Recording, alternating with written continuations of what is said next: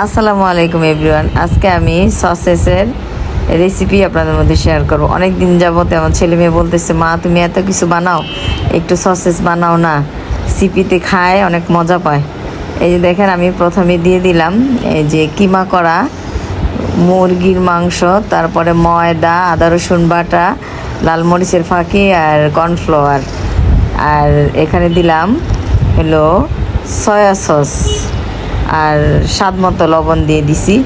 এখন এগুলি সব একসাথে করে আর একটা ডিম দিছি, এটা স্কিপ হয়ে গেছে।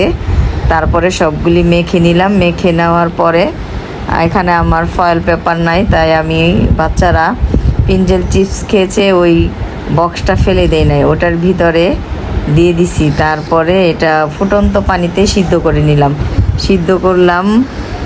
সিদ্ধ করার পরে যে দেখেন আমি বের করছি, কত সুন্দর হয়েছে। ঠান্ডা হওয়ার পরে আমি চাকু দিয়ে কেটে নিলাম। এখন বাচ্চারা খুবই খুশি, এখন ভেজে দিব, ভেজে খাবে। ইয়াম্মি!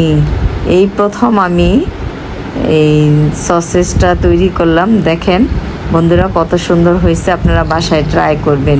এখন বাচ্চাদের ভেজে দেব। এই দেখেন ভেজে দিচ্ছি। আর তারা তো এই খাবার হইলে তো আর ভাতের সামনেও যায় না, তাদের এই বাইরের ফাস্টফুড হইলে আর ফাস্টফুড আইটেম হইলে আর কিছু চাই না। দেখেন, আর আমার এখন স্কুল শুরু হয়ে গেছে, যেহেতু এখন প্রতিদিনই আমাকে এই ফাস্টফুড আইটেম বানাতে হয়। এগুলি ফ্রোজিং করে রাখবো, বেশি করে বানাইছি। সবাই ভালো থাকবেন।